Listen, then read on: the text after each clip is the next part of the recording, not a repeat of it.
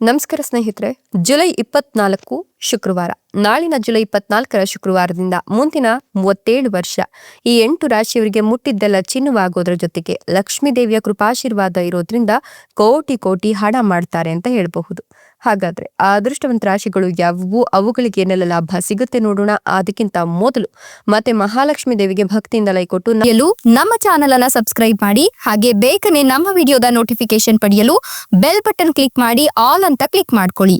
ಇನ್ನು ನಿಮ್ಮ ಜೀವನದ ಸಕಲ ಸಮಸ್ಯೆಗಳಾದಂತಹ ಸತಿಪತಿ ಕಲಹ, ಪ್ರೀತಿಯಲ್ಲಿ ಮೋಸ, ಭೂಮಿ ವಿಚಾರ, ಕೋರ್ಟ್ ಕೇಸ್, ವ್ಯಾಪಾರ, ಹಣಕಾಸಿನ ತೊಂದರೆ, ಸಾಲಬಾಧೆ, ಸ್ತ್ರೀಯರ ಗುಪ್ತ ಸಮಸ್ಯೆ, ಹೀಗೆ ಹಲವಾರು ಸಮಸ್ಯೆಗಳಿಗೆ ಶಾಶ್ವತ ಪರಿಹಾರ ಮಾಡಿಕೊಡ್ತಾರೆ. ಡಿಸ್ಪ್ಲೇ ಮೇಲೆ ಕಾಣ್ತಕ್ಕಂಥ ಗುರುಜಿ ನಂಬರ್ಗೆ ಒಮ್ಮೆ ಕರೆ ಮಾಡಿ ನೋಡಿ. ಹೌದು, ಇದೀಗ ಈ ಒಂದು ಜುಲೈ 24ರ ಶುಕ್ರವಾರದಿಂದ ಮುಂದಿನ 37 ವರ್ಷ ಈ 8 ರಾಶಿಯವರೆಗೂ ಕೂಡ ಮುಟ್ಟಿದ್ದೆಲ್ಲ ಚಿನ್ನವಾಗೋದ್ರ ಜೊತೆಗೆ ಮತ್ತೆ ಮಹಾಲಕ್ಷ್ಮಿ ದೇವಿಯ ಕೃಪಾಶೀರ್ವಾದ ಇರೋದ್ರಿಂದ ಕೋಟಿ ಕೋಟಿ ಹಣ ಮಾಡ್ತಾರೆ ಅಂತ ಹೇಳಬಹುದು. ಈ ಸಮಯದಲ್ಲಿ ಈ ರಾಶಿಯವರ ಅದೃಷ್ಟ ಖುಲಾಯಿಸ್ತಾ ಇತ್ತು. ಈ ಸಮಯದಲ್ಲಿ ನೀವು ಮಾಡ್ತಕ್ಕಂಥ ಕಾರ್ಯಗಳು ದುಪ್ಪಟ್ಟು ಲಾಭವನ್ನ ತಂದುಕೊಡುತ್ತೆ. ಉದ್ಯೋಗ ಕ್ಷೇತ್ರದಲ್ಲಿ ನಿಮ್ಮ ಶ್ರಮವನ್ನ ಗುರುತಿಸ್ತಾರೆ.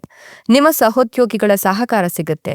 ನೀವು ದೊಡ್ಡ ಮಟ್ಟದಲ್ಲಿ ಬೆಳೆಯಲು ಇಂದಿನಿಂದ ಅವಕಾಶಗಳು ಸಿಗ್ತಾ ಹೋಗುತ್ತೆ. ಆರ್ಥಿಕ ಸ್ಥಿತಿ ಸಾಕಷ್ಟು ಉತ್ತಮವಾಗಿರೋದ್ರಿಂದ ಮನೆಯಲ್ಲಿ ದೀರ್ಘಕಾಲದಿಂದ ನಿಂತು ಹೋಗಿದ್ದ ಶುಭ ಕಾರ್ಯಗಳು ಮತ್ತೆ ಶುರುವಾಗುತ್ತೆ.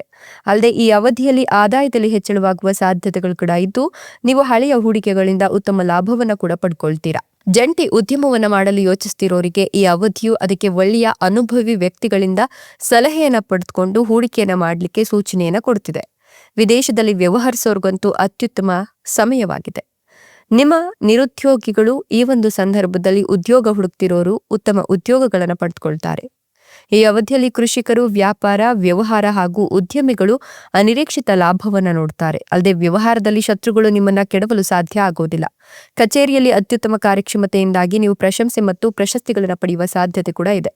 ರಾಜಕೀಯದಲ್ಲಿ ಇರ್ತಕ್ಕಂಥವರು ಉನ್ನತ ಸ್ಥಾನವನ್ನ ಪಡೆಯುವ ಸಾಧ್ಯತೆ ಇದೆ. ಅಲ್ಲದೆ ಹಿಂದೆ ಮಾಡಿದ ಸಾಲಗಳನ್ನು ತೀರಿಸಲು ಈ ಸಮಯದಲ್ಲಿ ಸಾಧ್ಯವಾಗುತ್ತೆ. ಆರ್ಥಿಕ ಸ್ಥಿತಿಯಲ್ಲಿ ಸಾಕಷ್ಟು ಸುಧಾರಣೆಗಳು ಕಂಡುಬರೋದ್ರಿಂದ ಮನೆಯಲ್ಲಿ ಶುಭ ಕಾರ್ಯಗಳು ನಡೆಯುತ್ತೆ ಅಂತ ಹೇಳಲಾಗ್ತಾ ಇದೆ.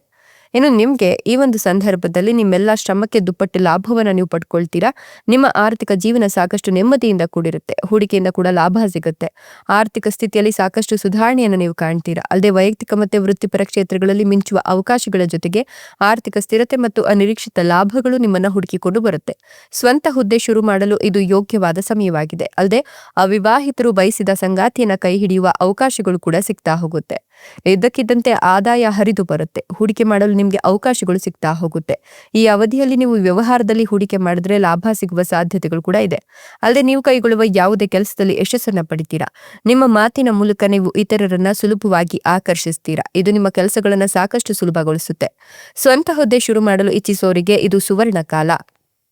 ನೆಮ್ಮದಿಯ ಜೀವನ ನಡೆಸಲು ಸಾಧ್ಯವಾಗುತ್ತೆ. ಮನೆಯಲ್ಲಿ ದೀರ್ಘಕಾಲದಿಂದ ಕಾಣದ ಶುಭ ಸಮಯ ಮತ್ತೆ ಶುರುವಾಗುತ್ತೆ. ಅವಿವಾಹಿತರಿಗೆ ಕಂಕಣ ಭಾಗ್ಯ ಕೂಡ ಕೂಡಿ ಬರ್ತಾ ಇದೆ. ಇಷ್ಟೆಲ್ಲ ಲಾಭ ಮತ್ತು ಅದೃಷ್ಟವನ್ನು ಪಡೆದಿರ್ತಕ್ಕಂಥ ಅದೃಷ್ಟವಂತ ರಾಶಿಗಳು ಯಾವುವು ಅಂದ್ರೆ ಮೀನ ರಾಶಿ, ವೃಷಭ ರಾಶಿ, ಧನುರ್ ರಾಶಿ, ತುಲಾ ರಾಶಿ, ಸಿಂಹ ರಾಶಿ, ಕಟಕ ರಾಶಿ, ಕನ್ಯಾ ರಾಶಿ, ಕೊನೆಯದಾಗಿ ವೃಷಭ ರಾಶಿ. ಇವುಗಳಲ್ಲಿ ನಿಮ್ಮ ರಾಶಿ ಇದ್ದರೂ ಇಲ್ಲದಿದ್ದರೂ ಭಕ್ತಿಯಿಂದ ಓಂ ನಮೋ ಮಾತೆ ಮಹಾಲಕ್ಷ್ಮಿ ದೇವಿಯೇ ಅಂತ ಕಮೆಂಟ್ ಮಾಡಿ. ಧನ್ಯವಾದಗಳು.